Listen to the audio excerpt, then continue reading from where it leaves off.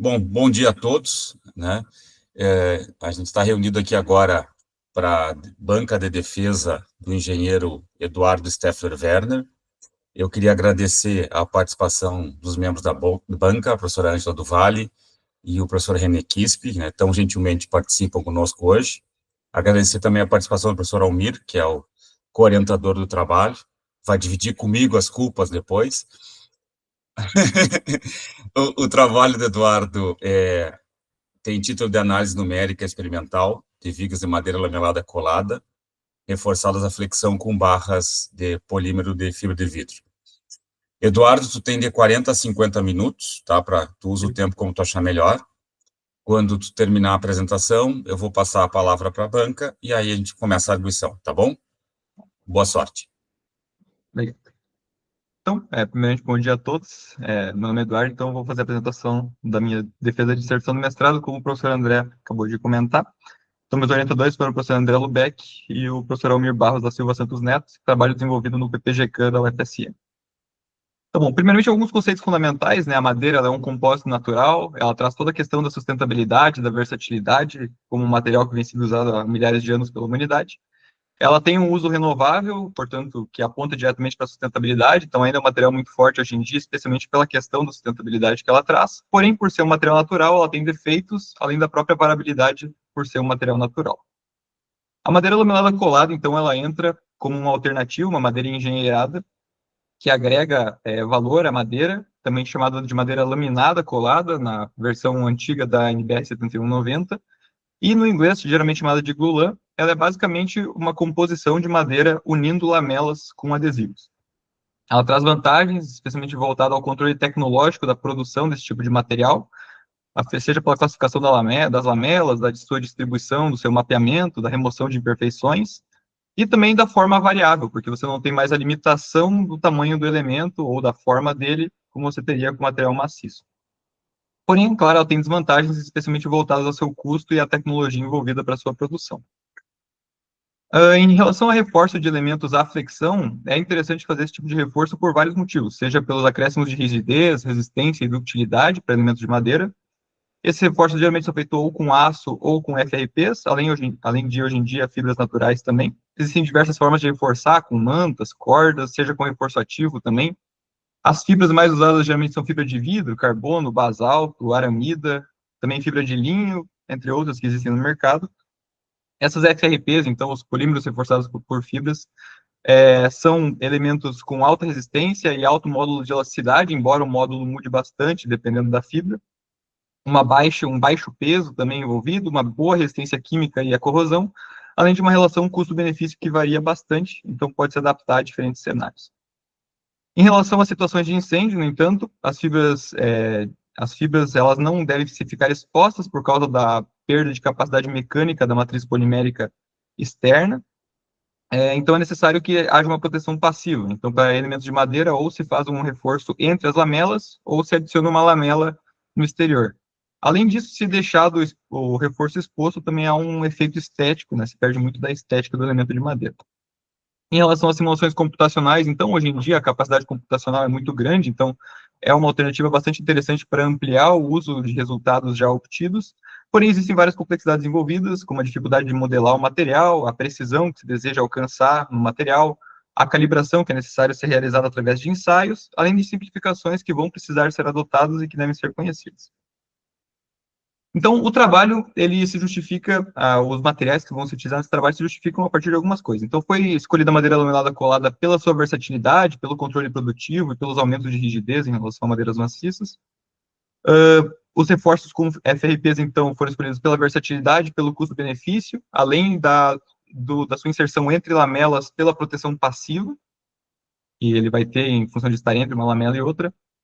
Existem poucos estudos de MLC com barras de FRP. Entre lamelas foi encontrado apenas um estudo, porém que utilizou barras de aço, e os demais sempre fazendo a inserção pela face externa. A ideia do estudo foi fazer uma caracterização planejada para produzir um modelo numérico simplificado e ampliar o conhecimento acerca do que foi estudado. E aí vem essa proposta do estudo. Então, a proposta desse estudo aqui seria Avaliar as propriedades mecânicas de viga de madeira lamelada colada, reforçadas com barras de GFRP, colocando esse reforço entre as lamelas, e ainda depois produzir um modelo numérico simplificado utilizando o método de elementos finitos. Então, especificamente, a ideia é inserir as barras de FRP e avaliar a influência delas na resistência à última flexão das vigas de MLC, colocando entre as lamelas e solidarizando com o próprio adesivo de lamelação. Também avaliar os ganhos de rigidez no comportamento elástico dessas mesmas vigas. Desenvolver um modelo numérico que descreva o comportamento delas e atingir alguma precisão nesse modelo. Avaliar ainda pelo modelo numérico a influência de se discretizar essas lamelas no próprio modelo numérico ou de fazer uma homogeneização. E ainda avaliar como as propriedades da madeira influenciam no comportamento desse modelo. Então, a revisão bibliográfica, como eu já falei na qualificação, o objetivo dela foi encontrar estudos semelhantes, ou seja, reforços à flexão de elementos de MLC com barras. Utilizou-se, então, periódicos CAPES, o Web of Science e o Scopus. Foi feita uma chave de pesquisa bastante grande, com sinônimos de MLC, reforço e barras. Foram encontrados, então, diversos estudos, eles foram filtrados, a questão de duplicados primeiro, depois foram aplicados vários critérios, com o auxílio de um software da UFSCar, que é o START, para fazer a revisão sistemática. E após o filtro, então, sobraram 32 artigos, dos quais eles foram classificados em 24 estudos experimentais, 5 numéricos e 3 experimentais numéricos, e aí foram separadas as variáveis que eles avaliaram para tirar algumas conclusões. Então, o primeiro tópico seria a fragilidade da madeira. Então, a madeira é um material anisotrópico, ela se comporta de forma diferente à tração e à compressão. Então, a tração é um material bem mais frágil, enquanto a compressão é um material mais dúctil. Na compressão, ela é mais dúctil justamente porque a compressão paralela tende a esmagar as fibras, então há uma flambagem local das fibras. Em relação ao ensaio de flexão, é esperado uma ruptura frágil na região central das vigas, justamente por causa da tração nessa região. Na região inferior, né, no ensaio de flexão convencional. Além disso, o uso de reforços nessa região tende a migrar essa ruptura para a face de cima da viga, trazendo uma compressão para o material e aí trazendo também ductilidade ao sistema. Em relação às metodologias de reforço, geralmente são feitos reforços através da abertura de sulcos, como eu comentei, porém isso deixa o material exposto e aí precisaria adicionar uma lamela externa, seja pela face inferior, seja pela face lateral, ou mudando a forma do sulco ainda. E entre as lamelas, então, poderia ser feito se adicionar uma etapa mais na produção das próprias vigas, e o reforço já fica protegido nesse sentido, além de utilizar o próprio adesivo de lamelação. Além disso, tem outras variáveis que influenciariam a rigidez das lamelas, então é ideal que se utilizem lamelas mais rígidas nas faces externas da viga, para contribuir também com a ductilidade. Elementos reforçados à flexão é coerente utilizar lamelas de melhor qualidade nessas regiões. Inserir reforços com madeiras muito rígidas não é muito eficiente, então é ideal que se haja uma diferença significativa de rigidez entre a madeira e o reforço utilizado. Além disso, outros estudos, vários avaliaram estudos com taxa de armadura e posicionamento. Então, eu fiz uma tabela com diversos estudos e coloquei na apresentação. Então, em geral, esperam-se, com o uso de FRPs, melhorias na capacidade portante, na rigidez dessas vigas, acréscimos de rigidez consideravelmente inferiores ao uso de aço, justamente pelo módulo de elasticidade do material, além de uma ótima durabilidade em função da FRP em relação ao aço, né? Comportamento a longo prazo, existem poucos estudos, mas verificou-se que a fluência da madeira é bastante reduzida também, e um maior número de barras aumentando a área superficial não é positivamente influenciável, então não faz muito sentido abrir um sulco e colocar várias barras em relação a abrir um sulco e colocar uma barra com diâmetro maior. Além disso, os adesivos, entre as lamelas, em geral, não se usa epóxi, se utilizam outros tipos de adesivo, como poliuretano, por exemplo. E a solidarização do reforço entre as lamelas foi encontrado apenas um estudo que avaliou que para adesivo epóxi não há muita diferença de se solidarizar externamente ou internamente. Para outros tipos de adesivo, entre as lamelas pode melhorar em função da área superficial maior de contato com a madeira. Além disso, não há uma influência da classe da madeira em relação à interface adesivo-fibra. Em relação às simulações numéricas, a madeira, então, se comporta geralmente de forma ortotrópica. Se diz que a madeira se comporta de forma ortotrópica, então existem 3 eixos principais bem definidos, seriam o eixo longitudinal, o radial e o tangencial. porém muitas vezes se considera que elas se comportam de forma transversalmente isotrópica, ou seja, se simplifica o tangencial e o radial para um único eixo aqui, em função da rigidez longitudinal ser bastante maior do que as outras. Então, para o comportamento elástico, se for considerado um material ortotrópico, são necessárias 9 variáveis independentes, e se for considerado um material transversalmente isotrópico, são 5 variáveis independentes.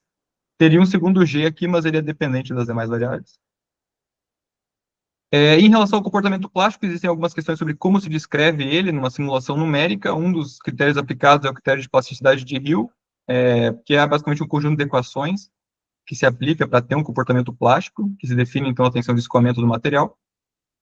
Em relação às simulações numéricas, existem alguns estudos, geralmente se utiliza ou o ANSYS ou o Abacus, se considera um contato perfeito entre a madeira e a fibra, e entre as madeiras das lamelas também. Das variáveis estudadas foram taxa de armadura, dimensão de seção transversal, tipo de reforço, distância em relação à face tracionada, uso de modelo discreto ou homogeneizado. Esse caso aqui é semelhante ao que foi realizado no trabalho, porém aqui a ideia era homogeneizar o reforço e não a diferença entre as lamelas mesmo. Então, a metodologia do presente trabalho está resumida nesse grande mapa mental. É um mapa mental um pouco confuso de se visualizar, mas basicamente são 3 grandes etapas aqui em colorido. Então, fazer a produção de vigas de MLC, 12 vigas, 10 de 100 por 200 por 2.700 milímetros, todas com 10 lamelas, com 4 delas sem reforço, 4 com 2 barras de fibra e 4 com 5 barras de fibra. Fazer a classificação delas. Aí, através da caracterização dos materiais, caracterizar tanto a madeira quanto as barras e a interface, e ainda fazer uma modelagem numérica que se ligaria depois com o programa experimental através da classificação dos materiais, que enriqueceria o modelo numérico. Então, essa era o geral. Para caracterização dos materiais, também eu trouxe um mapa mental com os ensaios utilizados e o objetivo de cada um. Então, a ideia é fazer a classificação das lamelas, ensaios de compressão paralela, perpendicular, tração, cisalhamento da madeira. Para as fibras, fazer ensaio de tração direta, diâmetro e densidade. E ainda para a interface, fazer ensaio de cisalhamento para poder comparar com o cisalhamento da madeira em si. Porém, como solidarizar as lamelas? Então, esse aqui foi um dos empecilhos para o trabalho, que foi que a gente não conseguiria fazer essa solidarização na UFSM, ou pelo menos teria muito esforço envolvido para conseguir aplicar a carga pelo tempo necessário. Então, a gente chegou a uma empresa de harmonia no Rio Grande do Sul, chamada Madeiras Calcin, que teria os equipamentos. Então, a gente adquiriu a madeira com eles e o adesivo também. Então, a gente comprou o material com eles, produziu as vigas e depois trouxe elas para a UFSM. Lá no campo de obra, a gente fez a classificação da madeira utilizada nas vigas e ainda orientamos a questão de aplicação dos reforços também. Porém, também isso trouxe algumas limitações. Uma delas foi que os corpos de prova tinham um limite de tamanho, de 30 milímetros, que seria a espessura da tábua de pinos. A gente não conseguiria ter a madeira antes de desdobrar ela lá na empresa. Então, foi necessário produzir corpos de prova lamelados para vários dos ensaios de caracterização. Além disso, a madeira utilizada para os corpos de prova não pôde ser classificada em função do tempo lá na empresa, porém, dessa forma também houve uma dispersão do material que basicamente representou todo o conjunto do material utilizado. Então, como a madeira é feita na indústria? Então, a madeira é pega em florestas sustentáveis, renováveis, né? A madeira é seca, é classificada, é feito o finger joint, que é basicamente a união para fazer elementos maiores, se for necessário. Depois é feito o aplanamento, a aplicação do adesivo, ela é prensada e aí é finalizada. Onde entraria a inserção do reforço? No caso, o reforço viria depois do aplanamento das lamelas aqui. Então, é feita a abertura de sulcos e aproximamento das barras, e depois segue esse processo normalmente. Então, seria basicamente uma etapa a mais para o processo produtivo. Então, a ideia da metodologia experimental aqui foi produzir 12 vigas de 2,70 metros, todas com 10 lamelas, com 2 barras entre as duas últimas aqui, ou 3 entre as duas últimas lamelas e 2 entre a penúltima e a antepenúltima, e fazer sulcos retangulares de 10 milímetros, então 5 milímetros, 5 por 10 em uma lamela e 5 por 10 na lamela de cima também, colocando reforço no meio. A madeira utilizada, então, foi da espécie Pinus eliote. Na empresa, tinha a possibilidade também de usar eucaliptos grandes, porém, por ser uma madeira, a Pinus ser uma madeira menos rígida do que o eucalipto, se optou por utilizar ela justamente porque, para se obter um resultado melhor, fazendo o reforço. O adesivo utilizado foi o Jovapur 68660, ou Iovapur, é um adesivo à base de poliuretano, utilizado para elementos estruturais de madeira. E o reforço utilizado foram vergalhões de fibra de vidro de 8 milímetros da empresa Stratos, de São José dos Campos.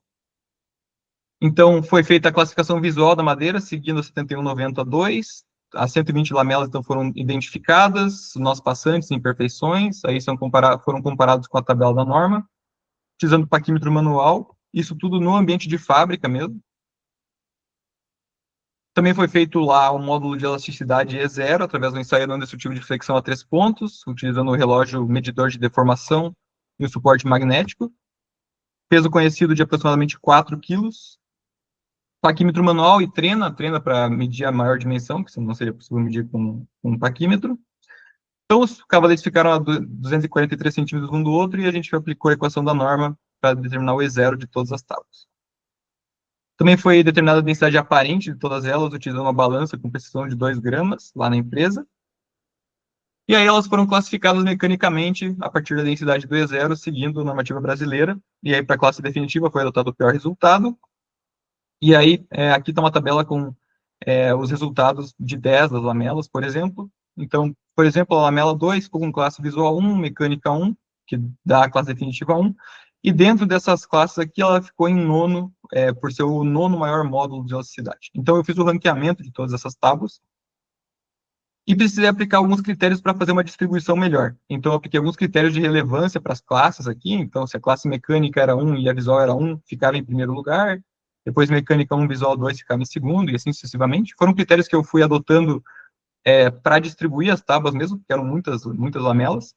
Aí, dentro de uma mesma classificação, elas foram ordenadas por E0, e ainda as 6 que ficaram com classe não estrutural, que estavam muito abaixo das demais, elas foram substituídas, mas não foram reclassificadas.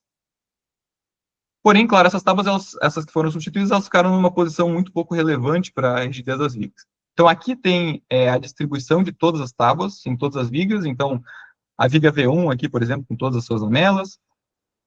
Foi aplicada também uma importância para a ordem delas. Então, por exemplo, a camada inferior era com a maior importância, então aqui são as melhores tábuas, e a camada 4 aqui era com a menor importância, então aqui são as piores, digamos assim. Então, por exemplo, aqui está a viga V1 com a pilha de lamelas necessárias. Então, a tábua de número 108 da caracterização ficou embaixo e a 74 ficou em cima, por exemplo. Isso tudo feito no ambiente de fábrica. Então, aqui estão as 12 pilhas de tábuas para fazer as 12 vigas. Então, foi feito o aplanamento para padronizar 20 milímetros de espessura, utilizando equipamento próprio na empresa. Foram feitas separações das lamelas, então, das 20 lamelas que precisariam de sulcos, seja na face inferior, superior ou em ambos, né, no caso das vigas do G3 aqui. Foram feitas aberturas utilizando uma fresa,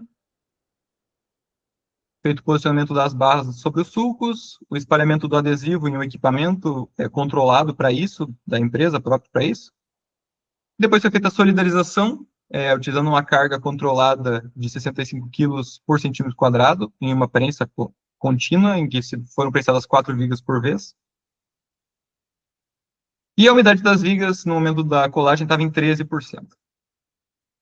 Em relação à caracterização da madeira, então isso foi feito já na UFSM, com os corpos de prova lamelados. Então as características em comum de todos os ensaios foram que os corpos de prova foram medidos com paquímetro digital. Foram feitas leituras de massa em balança de precisão de 0,01 grama. E foi feita a avaliação de umidade em estufa a 103 graus, fazendo avaliações a cada 6 horas. Em relação à resistência à compressão, então, seguiu-se a normativa americana, a STMD 143. O objetivo de seguir a normativa americana era justamente o ensaio de compressão perpendicular às fibras, por causa da forma do corpo de prova, que pela normativa brasileira a gente não conseguiria seguir, em função da limitação das tábuas, né, na empresa. Então, para compressão paralela, foram feitos 15 corpos de prova lamelados. Isso aqui é o método 1 da norma, a gente seguiu o método 2 também para fazer uma comparação. Foram 15 corpos de prova 5 por 5 por 20, utilizando LVDTs para medir o encurtamento dessa região central aqui do corpo de prova. Foram usados string gauges em 9 deles para avaliar o coeficiente de Poisson. Os ensaios foram feitos na Instron 1500 HDX. E a umidade no momento de ensaio estava em torno de 13%, com a densidade aparente de aproximadamente 0,44. Para compressão paralela pelo método 2, foram feitos 33 corpos de prova, porém todos de uma mesma lamela. Então, essa aqui foi um teste para avaliar essa metodologia possível pela normativa americana. São corpos de prova bem menores, de 2,5 por 2,5 por 10 centímetros. Três deles foram instrumentados com string gauges em duas faces, para avaliar coeficiente de Poisson. E foi feito um ensaio na Instron 34TM. Então, a umidade estava próximo a 11,8% e a densidade é de 0,36, ou seja, uma densidade bem inferior em relação aos corpos de prova do outro método.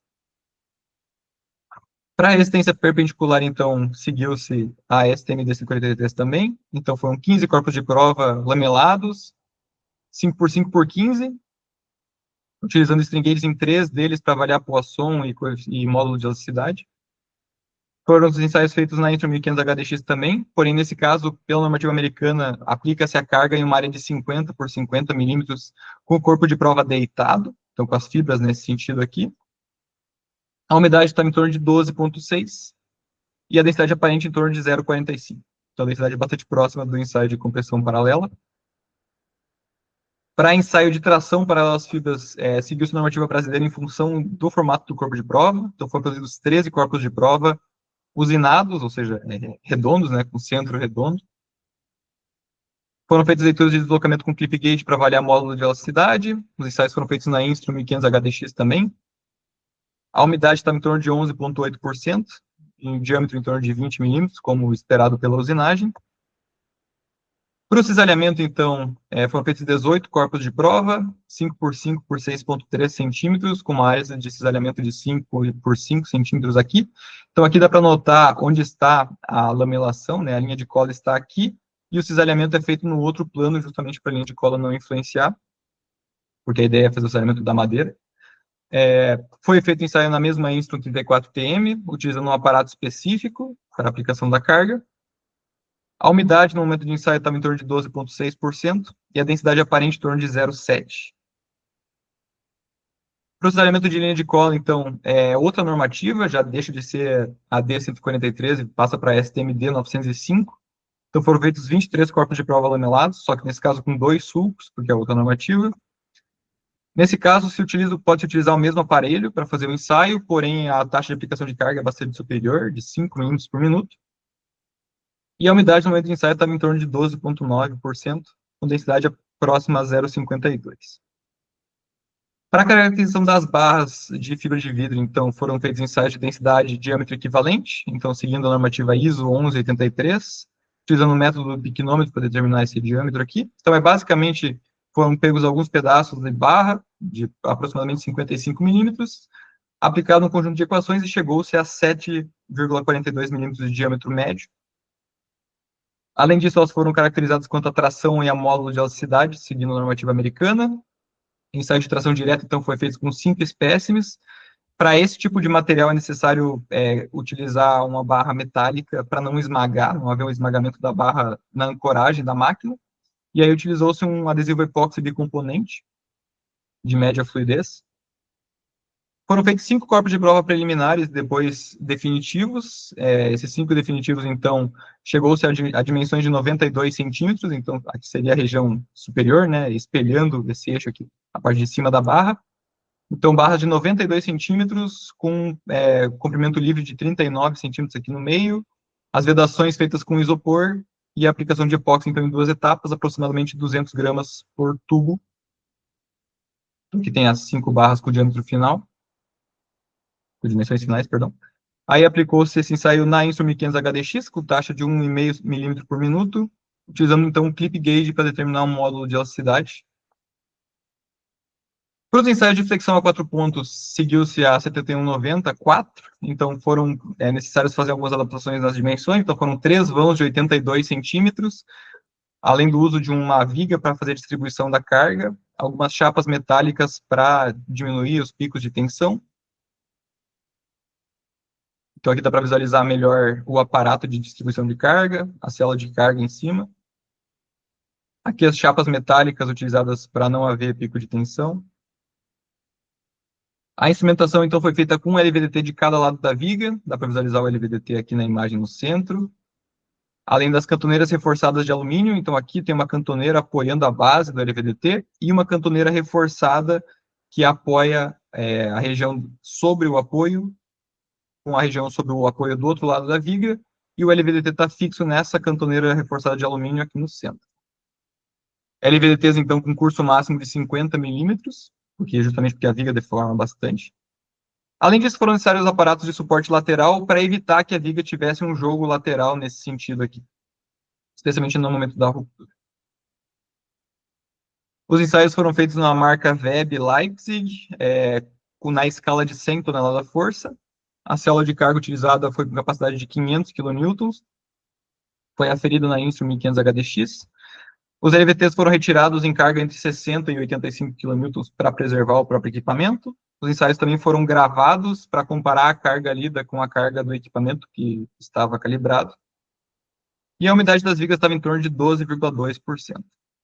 Em relação à modelagem com elementos finitos, então, o objetivo era fazer uma homogeneização das lamelas e verificar o quanto isso influenciava no modelo, comparar a rigidez do modelo numérico com o modelo experimental, para ver se a modelagem realmente ficou dentro do esperado, e ainda extrapolar algumas variáveis e avaliar como isso influenciava no modelo.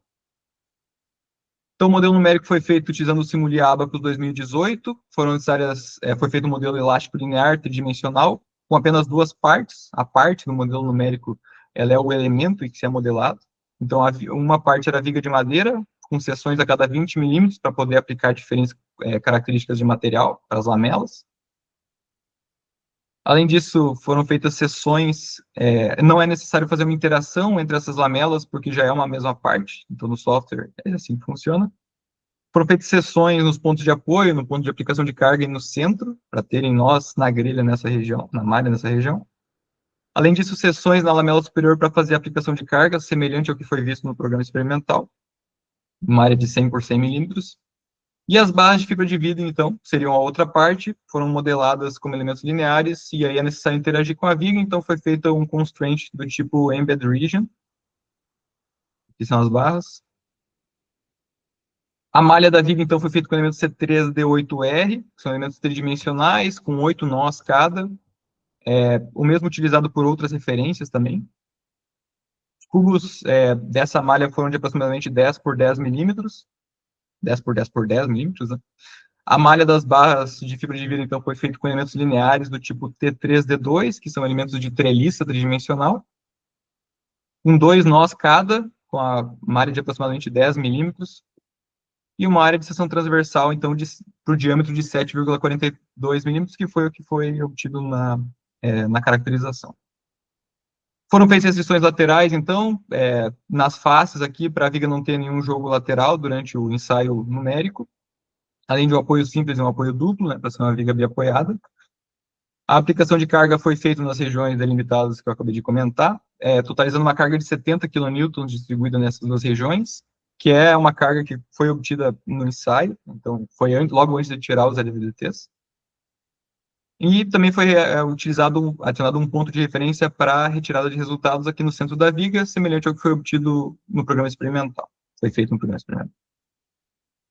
Material da madeira, então, ela foi considerada transversalmente isotrópico, então são necessárias 5 variáveis independentes, que seriam essas 5 variáveis aqui.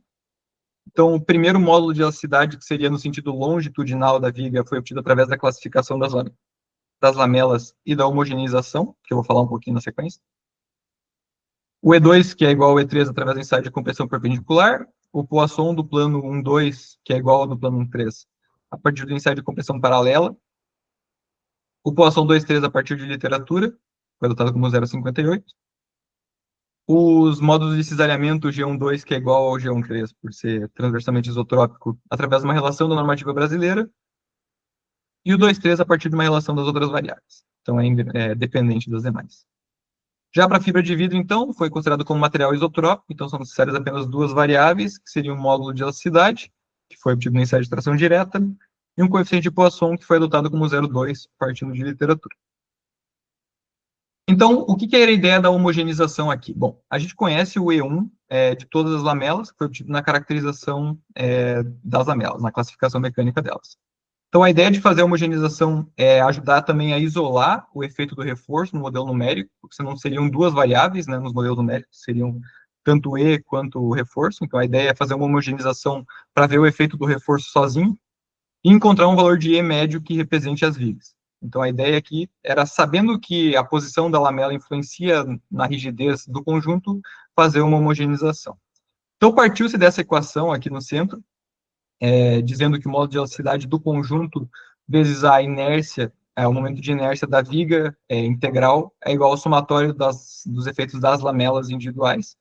Esse I aqui é BH ao cubo sobre 12, então seria trivial, e assim a gente consegue isolar o E homogeneizado, fazendo o momento de inércia das lamelas considerando a posição da linha neutra. Então, aplicando um teorema de Steiner aqui. E nisso chegou-se, então, ao modo de elasticidade médio de 11.500 megapascal, mais ou menos, além dos valores individuais para as lamelas aqui. Para as lamelas não, para as vigas. Então, aqui seria o modo de elasticidade homogeneizado da viga V1, aqui o da viga V2, aqui o da viga V3, e assim sucessivamente. No texto, eu trouxe um apêndice detalhando o cálculo para a viga V1, com mais ênfase. Assim. Então, em relação aos resultados, para a caracterização da madeira e da interface, primeiro, para a compressão paralela das fibras, então, chegou-se a uma resistência de 30,25 megapascal, com desvio padrão em torno de 4 MPa. Os valores de literatura estimam entre 38 e 40 megapascal, que faz sentido considerando que havia a grande dispersão nos resultados aqui. Então, tivemos lamelas com 37 megapascal de resistência, mas também com 25, então havia uma grande dispersão no material utilizado. O que também condiz com a grande dispersão de densidade visualizada. Então, se a gente avaliar a densidade dos corpos de prova, ela caminha junto, digamos assim, com as resistências à compressão obtidos. Então, essa é a resistência do material utilizado. Aqui dá para visualizar também a diferença de densidade entre um corpo de prova e outro. Em relação ao modo de elasticidade, então, por ensaio de compressão, foi feito através da linearização dessa curva tensão-deformação. Então, aqui é a curva tensão-deformação para o ensaio de compressão. Linearizando o trecho inicial dessas curvas, a gente obtém o módulo de elasticidade. Então, eles ficaram em torno de 7,3 gigapascal, com 20% de coeficiente de variação. Para os string gauges, como também havia string gauge no sentido vertical, deu para avaliar também o módulo de elasticidade, e aí ficou em torno de 8 gigapascal. Porém, a normativa indica o uso de um LVDT, então se adotaria o 7,3 gigapascal do LVDT, nesse caso. Porém, é uma forma de comparar as duas metodologias. A literatura indicaria resultados entre 9 e 12 gigapascal, porém, como o CP0 é de uma qualidade mais baixa, é esperado uma resistência, um modo de velocidade nesse sentido. Porém, para o modelo numérico, como a gente tinha a caracterização das lamelas, não faz sentido utilizar esse módulo e não o outro. Além disso, o coeficiente de Poisson, então, ficou em torno de 0,49 e 43, com CV de 13%, então valores bastante coerentes, considerando a literatura, que seria entre 0,4 e 0,5. Para a resistência à compressão pelo segundo método, então, ela ficou em torno de 20,6 megapascal, que faz sentido porque era um corpo de prova muito pouco denso, como deu para visualizar na densidade antes. Esse resultado, então, representa as lamelas menos rígidas do lote, e é um ensaio útil, de fato, porque possibilita a caracterização mesmo com pouco material, justamente por serem corpos de prova muito pequenos. Em relação ao coeficiente de Poisson, a média ficou em 0,4977, então um valor bastante próximo, porém com desvio padrão bastante elevado. Então, como eram apenas 3 corpos de prova, se mostrou uma metodologia funcional, mas precisaria de uma amostragem maior se quisesse utilizar ele para a determinação de Poisson. Mas, como foi feito o primeiro método, adota-se ele. Para a compressão perpendicular, então, o corpo de prova não quebra ao final desse ensaio, justamente porque é um corpo de prova deitado, então ele não vai ter uma flambagem, uma característica, a gente vai dividir o corpo de prova em dois. Então, é necessário adotar um trecho para determinar a rigidez. No caso, existe uma normativa, a DIN EN 408, que diz que se pode aplicar um offset no trecho elástico no gráfico, então aqui dá para visualizar melhor. Essa aqui é a reta elástica, aí aplica-se um offset de 0,01, e onde essa reta intercepta a curva seria a resistência à compressão perpendicular. Então, no caso do CP1, seria 8,25 megapascal. Aí mesmo para o CP2, o mesmo para o CP3. E aí obteve-se com os 15 corpos de prova uma média em torno de 6,9 megapascal, com quase 20% de coeficiente de variação. A literatura indica valores entre 4,5 e 7,2 MPa, então está dentro da faixa esperada. Para o modo de elasticidade, no entanto, a gente teve uma média de 10.055 megapascal, o que é bastante alto, considerando as referências literárias, que seriam em torno de 500, 600 MPa. Porém, novamente, a amostragem foi bastante baixa. Então, idealmente, seriam produzidos mais corpos de prova para fazer uma determinação mais acurada desse modo. Para o coeficiente de Poisson, obteve-se uma média de 0,15, com um coeficiente de variação bastante baixo. Então, foram novamente valores, nesse caso, foram valores muito coerentes entre si. Mas é um ensaio pouco estudado na literatura, então é difícil de comparar com outros estudos, mas serve como referência se o objetivo for fazer uma caracterização nesse sentido. Para o ensaio de tração, tivemos 4 corpos de prova com comportamento bastante anômalo, e os demais, então, deram uma média de 11,4 MPa, porém esperava-se uma resistência mais alta, em torno de 20 megapascal, pelo menos, então ficou bastante abaixo do esperado, porém é muito coerente com o modo de ruptura visualizado. Houve ruptura em região indesejada na maioria dos corpos de prova, então aqui dá para visualizar onde os corpos de prova romperam. A ideia é que se rompesse no centro, né, fazendo uma separação, em vez de romper na região de redução de seção. Então, o que foi concluído nesse ensaio é que a usinagem não foi adequada, idealmente seriam produzidos corpos de prova então maiores do que esses na região de ancoragem, justamente porque a máquina esmaga o corpo de prova aqui, e fazer uma redução mais gradual dessa seção, de preferência não dentro da região das duas barras aqui. Então, isso prejudicou bastante o resultado na caracterização da tração da madeira. Para o modo de velocidade, no entanto, foi obtido uma média de 9,1 gigapascal, o que é bastante dentro do esperado para Pinus Elliott. Então, de 9,4 se retirado um outlier aqui. Então, o valor ficou dentro do esperado. Então, a metodologia funcionou para determinar um modo de velocidade, mas não para determinar a resistência por causa do modo de ruptura. Para cisalhamento, então, foram retirados alguns corpos de prova que não se comportaram como esperado, e a média ficou, então, em 10,7 megapascal, com menos de 10% de coeficiente de variação, ficando dentro, então, do esperado pela literatura. Além, para o ensaio de cisalhamento de linha de cola, também foram retirados, nesse caso aqui, mais corpos de prova da amostragem, pelo modo de ruptura, e ficou a resistência em torno de 10,5 megapascal. Se comparar, então, a linha de cola com a madeira, fazendo uma análise estatística, dá para visualizar claramente que os resultados são iguais, né, praticamente iguais. Porém, fazendo uma análise estatística de fato, só para dizer que eles são iguais estatisticamente, o P ficou em 0,6, que é muito mais alto do que 0,05. Então, dá para dizer que estatisticamente não houve diferença do cisalhamento da linha de cola e da madeira em si. Para a caracterização das barras, então aqui está a curva tensão-deformação de todas elas, inclusive das preliminares, dos ensaios preliminares. Então, das 5 de tamanho definitivo, uma precisou ser removida, e da de teste, ela também foi considerada para o módulo de elasticidade, para aumentar a amostragem, porque embora elas tenham rompido em região indesejada, elas ainda se comportaram como esperado. Então, aqui nós temos uma média de resistência à tração dessas barras de 1.100 megapascal e um médio de módulo de elasticidade em torno de 45 gigapascal. A literatura dá valores semelhantes, então o catálogo daria em torno de 48 gigapascal, então o nosso módulo foi um pouco abaixo, e uma resistência em torno de 10.050 megapascal. A nossa resistência aqui foi um pouco acima. Outras pesquisas mostram também algumas diferenças, então, por exemplo, o módulo de elasticidade em torno de 46 gigapascal, então também abaixo do valor de catálogo, e a resistência um pouco inferior a 1.000 MPa, então a nossa resistência ficou um pouco acima, mas está dentro do desvio esperado. Os ensaios das vigas, então. Os modos de ruptura visualizados foram rupturas da flexão em diagonal, geralmente partindo da base em V, nas duas direções. O grupo G1, então, sem reforço, teve 3 vigas completamente avariadas, fissuras de grande monta em todas as vigas, menos a V1.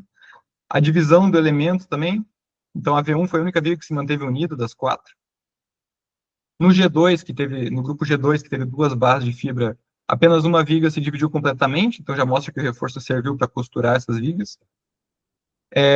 Porém, a viga V7 ainda apresentou grandes fissuras, como dá para visualizar aqui.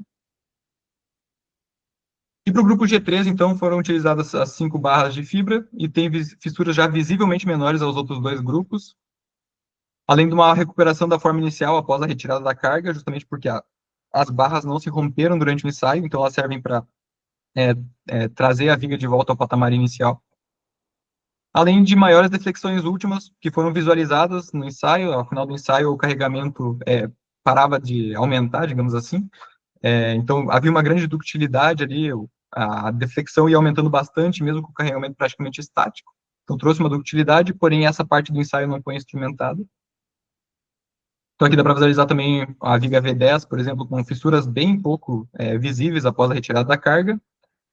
E aqui dá para visualizar um videozinho rápido da viga na retirada da aplicação de carga. Então, está sendo retirada a aplicação de carga aqui, a viga já está rompida, dá para ver a fissura se fechando aqui. Então, a viga está subindo, né? O que não ocorreria, claro, nas vigas do grupo G1, porque todas quebraram e se dividiram em duas partes. Então, em relação ao comportamento elástico das vigas, aqui tem um resumo do comportamento das 12 vigas.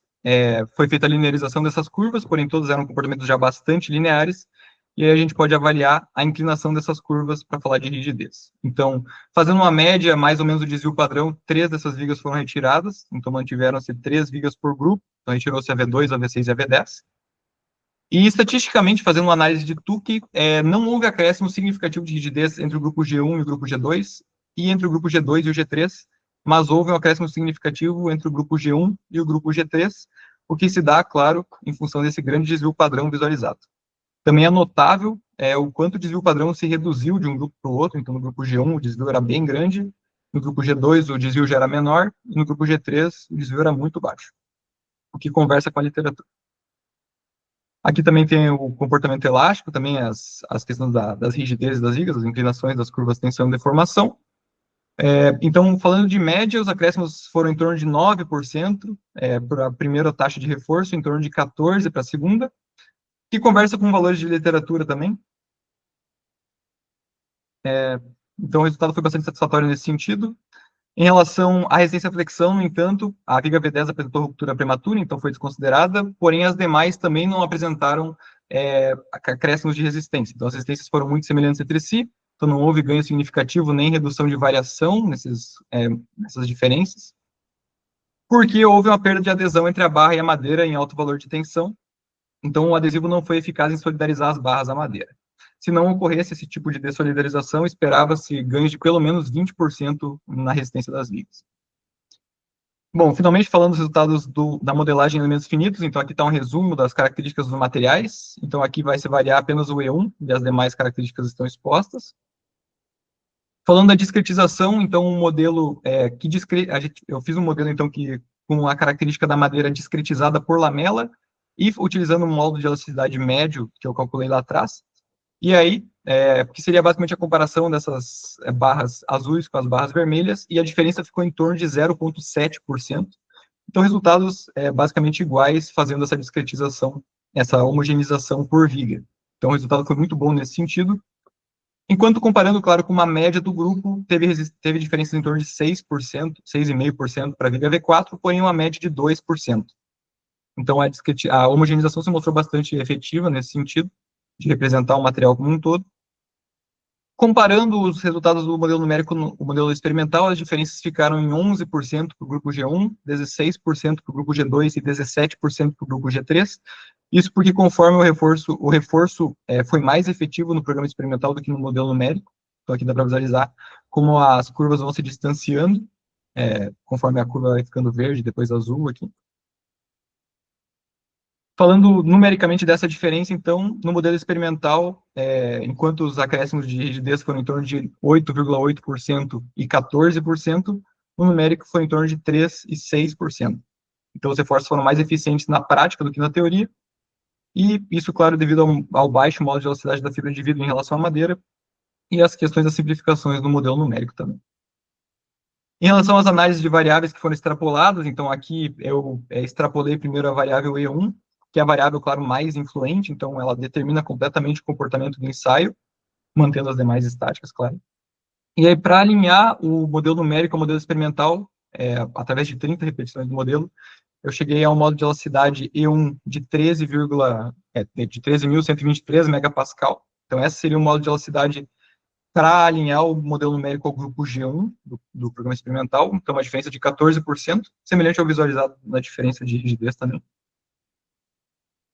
Para o E2, que é igual ao E3, há uma diferença pouco expressiva em relação ao comportamento, né, bastante diferente do E1. Então, 2.000 megapascal ou 0 megapascal nesse gráfico, que dá para visualizar o quanto ele influencia na flecha aqui em cima, na deflexão da viga. Começa a se tornar relevante mais nessa região de valores mais baixos aqui, então em torno de 1 sobre 20, seja 600 megapascal, aqui ele começa a se tornar bastante relevante para mudar o comportamento do modelo, mesmo assim com diferenças abaixo de 10%. Os coeficientes de Poisson, todos eles se mostraram muito pouco relevantes, então se visualizar o gráfico em escala normal, nem dá para perceber nenhuma diferença, parece uma reta horizontal, porque justamente as diferenças estão na faixa de são inferiores a 0,1 milímetros na deflexão da viga, de um total de 27 milímetros. Só o que dá para perceber aqui no gráfico é como o comportamento de um é parabólico e o outro é linear, mas em escala, ambos muito pouco relevantes. O módulo de cisalhamento do plano 2, 3 é também muito pouco significativo para o conjunto. Usar 100 megapascal ou 2.000 megapascal para esse módulo traz uma diferença de 0,06% na deflexão da viga, então, novamente, bastante pouco relevante, imperceptível em escala usual. Porém, o G12, que é igual ao G13, se mostrou muito relevante. Então, foi a variável mais relevante depois do E1. Então, se utilizados, nesse caso, valores abaixo de 800 megapascal, que nesse modelo seria 1 sobre 14, ele começa a se tornar relevante na faixa de milímetros, na deflexão da viga mesmo. Então, por exemplo, utilizando o E1 sobre 16, teríamos uma flecha de 27 milímetros, praticamente, e utilizando o E1 sobre 38, seria o outro caso, outra referência bibliográfica, teríamos uma deflexão de 30 milímetros, que dá uma diferença de 12,7%, então uma diferença já bastante significativa. Então, bom, considerações finais. Primeiramente, a questão do reforço das barras de fibra de vidro entre as lamelas da madeira lamelada colada. Os acréscimos de rigidez, então, visualizados foram em torno de 8,8% para 2 barras e 14,04% para 5 barras, nesse caso ainda estatisticamente relevante. De resistência, não houve contribuição o uso das barras por causa do adesivo à base de poliuretano, que não conseguiu manter a adesão da interface das barras de GFRP com a madeira em altos valores de tensão, provavelmente, claro, em função da superfície dessas barras. Houve também uma contribuição perceptível na redução da dispersão dos resultados, que seria aquela diminuição na dispersão, no desvio padrão. Houve também uma redução notável na abertura de fissuras nos grupos com reforço, além da capacidade de manter os elementos unidos após a ruína, mesmo com a perda de adesão na região central. E um visível aumento na fase plástica, promovendo ductilidade, embora não tenha sido visível nos gráficos, porque não houve instrumentação nessa fase. Em relação à variação numérica, então, a homogeneização se mostrou uma metodologia muito eficaz, com diferenças em torno de 1,5%, o que é muito interessante porque traz uma eficiência maior para o modelo computacional, porque reduz a quantidade de poder computacional envolvido nas reproduções dos modelos. As diferenças obtidas entre o numérico e o experimental, então, ficaram abaixo de 18%, entre 11,1% e 17,6%, com acréscimos de rigidez mais relevantes sendo visualizados no programa experimental. Além disso, pela análise exploratória, visualizou-se, então, que os coeficientes de Poisson e o G23 são muito pouco relevantes para o modelo de flexão, menos de 0,4% de diferença na deflexão, mesmo extrapolando os valores. Enquanto isso, claro, o modo de velocidade G1 é a variável mais relevante, porém o G12, que é igual ao G13 no modelo transversalmente isotrópico, se mostrou uma variável muito relevante. Adotando valores diferentes de bibliografia para essa variável, mudou-se, então, a deflexão em torno de 12,7%, então bastante relevante. Então, nesse caso, seria interessante fazer uma caracterização do G12 e do G13 sempre que possível, justamente por ser, então, uma variável bastante relevante para o modelo numérico. E é isso, muito obrigado.